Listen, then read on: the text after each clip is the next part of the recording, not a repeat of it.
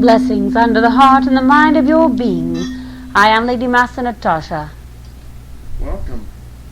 Beloved ones, on a planet such as yours, where each individual has the free will, as it were, to create any reality of their choosing, often they find their choosing is limited by hidden memories and ideas and feelings that live within them.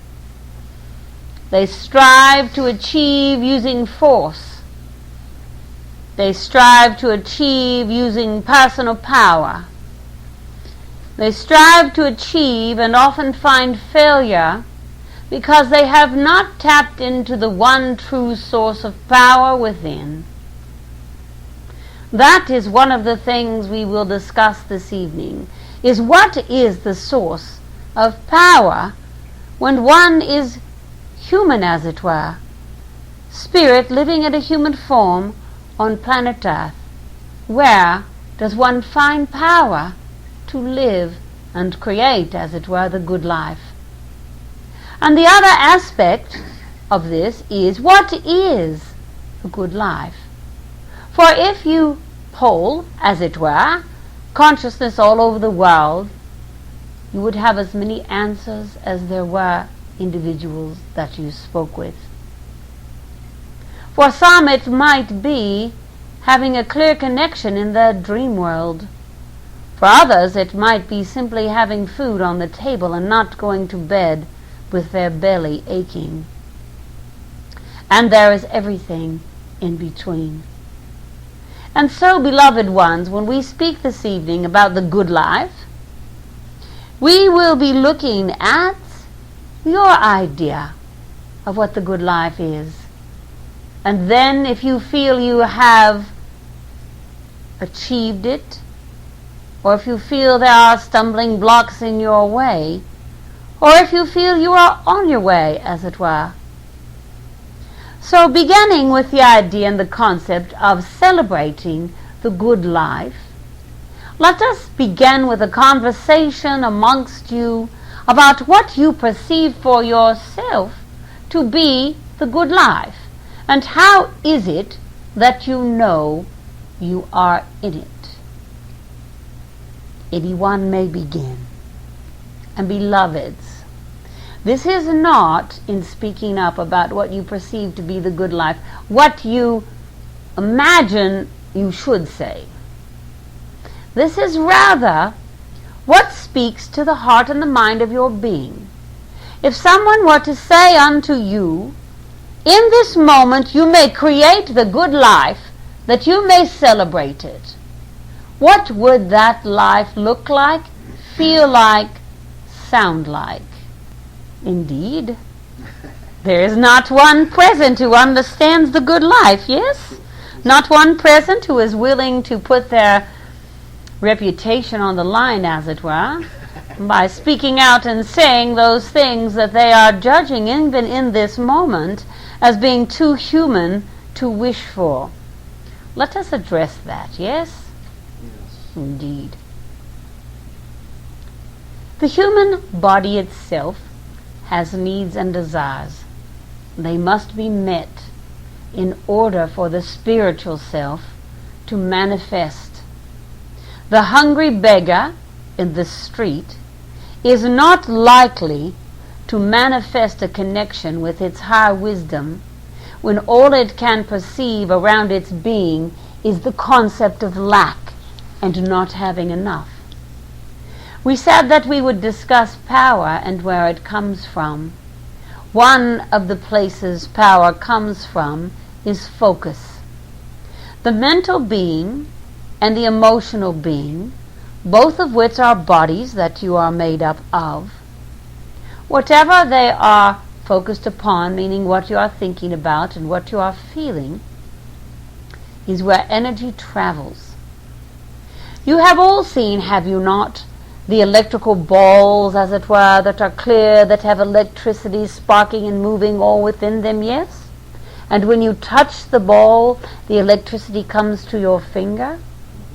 that is demonstrating for you that energy follows focus. When you touch it, the energy comes to you because you have focused on that spot. Until you touch the bowl, the energy is everywhere, is it not? The display is crackling and moving everywhere. But the moment that you have a focus, you touch the outside, the energy comes to you. And that is a good symbolism for how it is that creation works.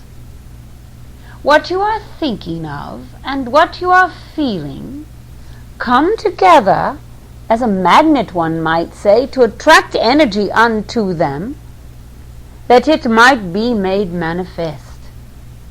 For not one of you were forbidden at birth to have all of the gifts of spirit that allow you to create. What happens to the spirit when it takes on a human form at birth? Well, on your planet, it is subjected to all kinds of misinformation. It is subjected to all kinds of illusion. It is subjected to all kinds of frequencies being flashed at it to tell it what to think and what to do and how to feel, that you are not even aware of, even now as an adult. You are not aware of the continual flashing, as it were, of these thought forms. So from the beginning, you are accustomed, as it were, to a bombardment of energy that is in a way attacking you. Let us only imagine that idea. It is not harming you, it is simply affronting you. And so the self, without training, begins to believe this is the way life is, that it is all about energy affronting you, and that you have no ability to reach out and touch the source from which this energy comes.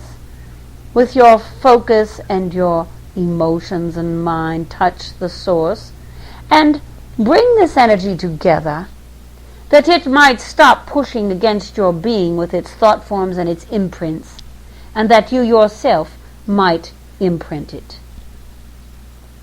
Those who live on planets where that is taught from birth live without government. They live without laws. They live without crime. They live without punishment. They live without greed.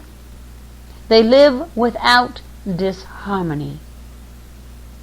For from the very beginning, it is not just their caretakers who greet them with love. It is all of life. All of life greets them with love and surrounds them with the feeling of divine contentment and at-one-ment and peacefulness, as it were. So this becomes the energy source from which each individual draws their perspective on life. So here we are understanding, yes, that there is perspectives on life that are imprinted upon you when you are young from the very environment. And of course you already know from your caretakers and from others who speak unto you or have conversations in your hearing range that you may be too young to understand, but it still imprints within that mind of yours that is like the most amazing computer you can imagine. It holds all memory there is. So in this process then, we are speaking of energy. You are learning as you are growing up what to avoid and what to pursue. And how is it that one normally does that? One normally avoids or attempts to avoid that which causes pain, or that which causes displeasure, or that which causes difficulty or disharmony, unless one is raised in an environment where disorderliness and chaos and disharmony are so woven in with survival needs that one cannot imagine surviving without that type of influence. Would you understand?